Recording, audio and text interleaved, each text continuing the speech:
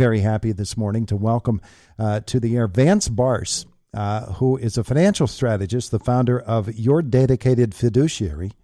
And our conversation with him brought to you by Marcus & Mack, voted best personal injury law firm in the Best of Indiana County contest. Marcus & Mack, a law firm representing injured people. So anytime we talk to our folks down in Dallas, we like to compare weather. We've got sunny skies and 34 degrees right now, Vance, and we're on the way to 45. Beat that. Go ahead.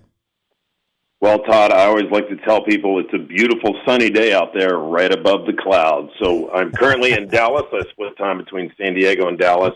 It's much sunnier in San Diego at the moment, but here we do have cloudy, overcast skies, and you know what? Our lawn needs it. There you go. There you go. That's not a bad way to be.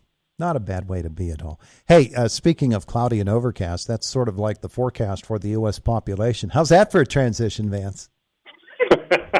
Happy Monday. Hope you had your coffee, folks. We're talking about population here and the U.S. birth rate, which is plummeting and has all kinds of ramifications, and we want to talk about some of those, Vance.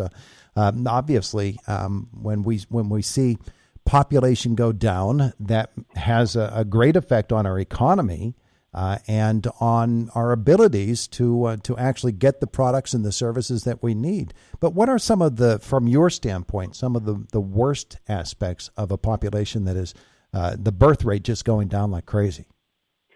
There are myriad economic implications, most concerning of which is the interest rate expense on our debt. And I'm going to walk through that.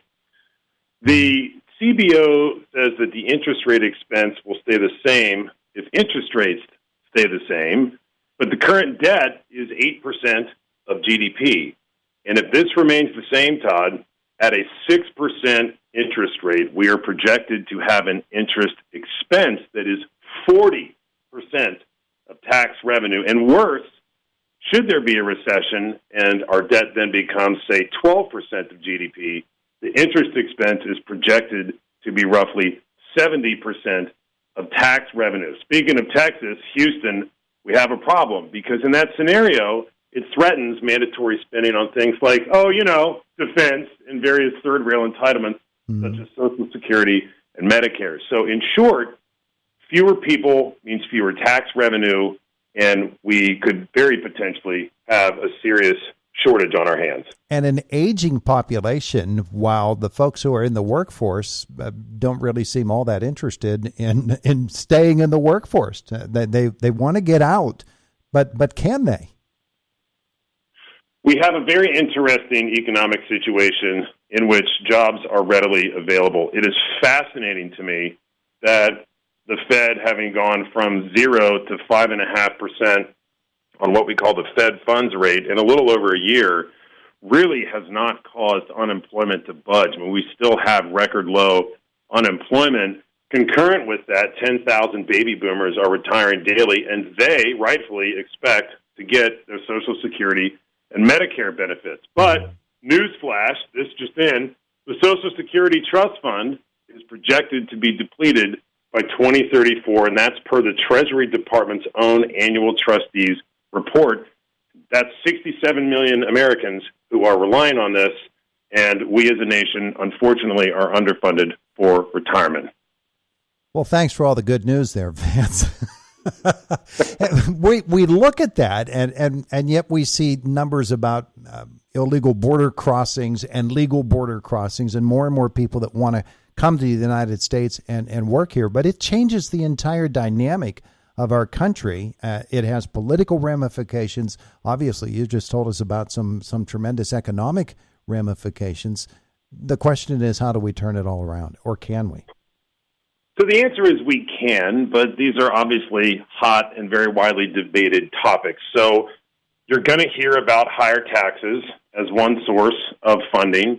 You will hear more about immigration. And to be clear, as a fiduciary financial advisor who has spent literally thousands of hours with the investing public over many years, on both sides of the aisle, families consistently tell me that they're all for immigration. They just want people to come here legally and to pay into the system instead of using the very resources that the taxpayer base has contributed. And of course, we also have increasing fertility rates as an option. Now, the adult age children, so I'm speaking specifically to millennials and the older Gen Z, have shared with me in client meetings that the importance of building a career, the increased cost of living, and the so-called boss babe movement, not necessarily a bad thing, but more women entering the workforce, have all contributed to the decrease in population. And one thing I've anecdotally noticed is that as these adult children age and get into their mid and late 30s, that is when raising a family seems to be more readily of interest to them because they have the financial means to do so. Because the one thing we know about real estate is the term is location, location, and location.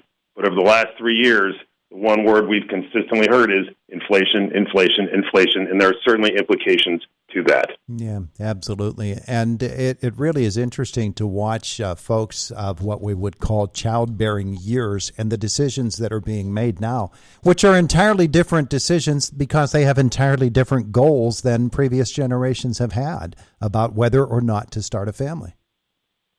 Very much so. You think about the millennials today, and again, the older Gen Z. They grew up staring at an iPhone.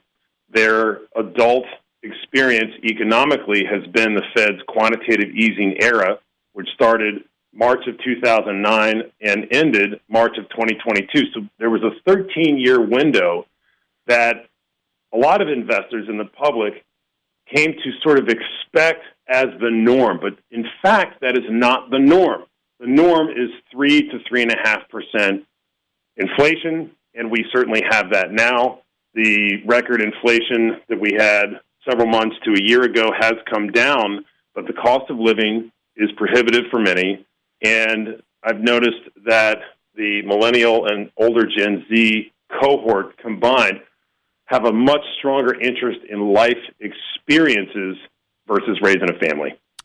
You mentioned immigration and laid out two very specific problems. Number one, a whole bunch of people coming into our country and not paying into the system, and the desire of the people who do live here and are citizens of this country to have them do it legally. Why has that become so politically, I don't know, controversial is one way to put it, just politically dynamite? It could just absolutely blow up in our faces. Any issue that can be made a political issue for the weaponization of views seems to be the sort of MO, if you will, in today's overall political climate. I'm old enough in my mid-40s to remember when previous Democrat presidents were very big on immigration reform and wanting people to come here, but to do so legally to contribute to this thing that we call the American dream.